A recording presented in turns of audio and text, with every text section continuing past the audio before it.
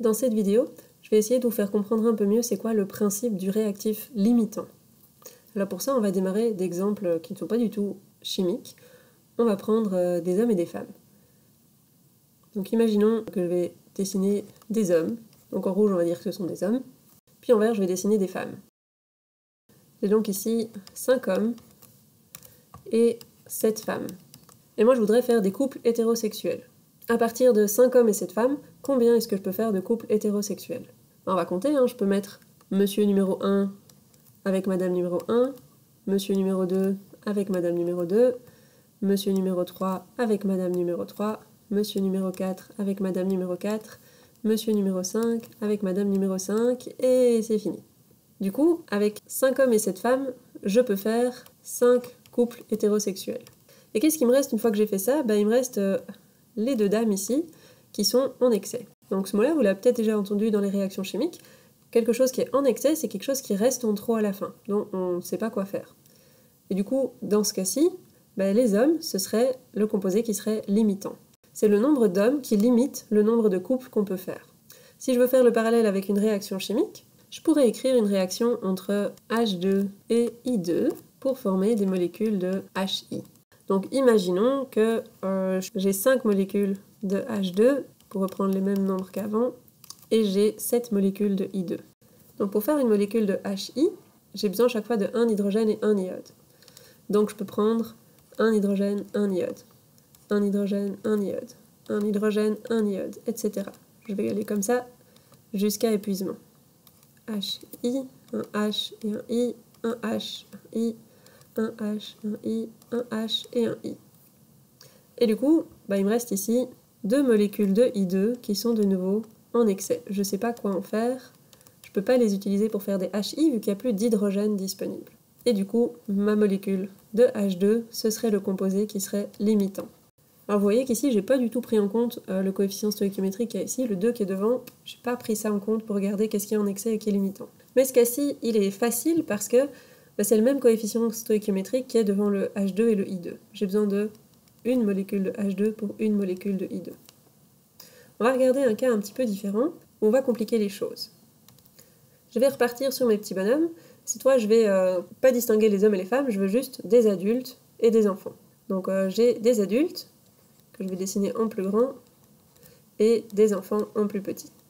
Et moi, ce que je voudrais, c'est former une famille. Alors, un certain type de famille, une famille avec 2 parents, donc 2 adultes et un enfant. Ça, c'est mon objectif, je veux fabriquer des familles. Et pour fabriquer ces familles, j'ai droit à un certain nombre d'adultes et un certain nombre d'enfants. J'ai à ma disposition 7 adultes et j'ai à ma disposition 5 enfants. Combien de familles est-ce que je peux faire, de familles complètes, avec 7 adultes et 5 enfants? Vous voyez que je suis plus ou moins en train de réécrire de la même façon qu'une réaction chimique. On va compter. Donc, 2 adultes et un enfant, ça fait une famille. 2 adultes et un enfant, ça fait une famille. 2 adultes et un enfant, ça fait une famille. Et puis, je peux encore prendre un enfant, mais il manque un adulte ici. Du coup, l'adulte est ici le composé qui est limitant. C'est lui qui limite le nombre de familles que je peux faire. Donc, les enfants sont en excès. Et donc, si je reviens au nombre d'adultes qui était de 7 au départ et au nombre d'enfants qui était de 5, celui qui est limitant, c'est en fait celui où il y en avait le plus au début. Donc, pour repérer celui qui est limitant, c'est pas simplement celui dont le nombre absolu est le plus petit. Ça dépend du rapport qu'on a besoin.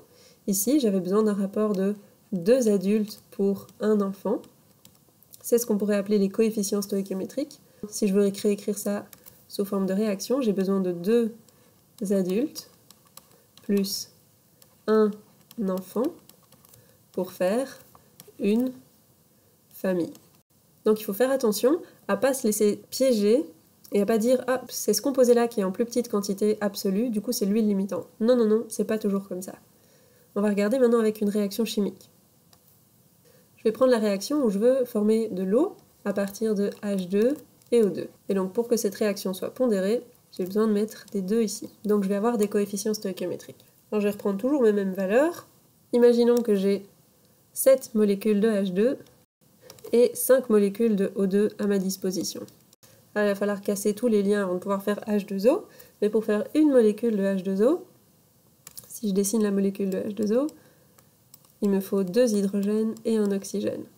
Donc je vais regarder combien de molécules je peux faire avec tout ce qui est à ma disposition. Donc j'ai besoin de 2 hydrogènes, 1 oxygène, 2 hydrogènes, 1 oxygène, 2 hydrogènes, 1 oxygène, 2 hydrogènes, 1 oxygène, 2 hydrogènes, 1 oxygène, 2 hydrogènes, 1 oxygène, 2 hydrogènes, 1 oxygène. Et puis j'ai plus d'hydrogène. Donc qu'est-ce que ça veut dire? L'hydrogène, même si j'avais 7 molécules d'hydrogène, reste le composé qui est limitant, parce qu'en fait il y en a à chaque fois besoin de 2, parce qu'il y a un coefficient stoïchiométrique qui est devant ici.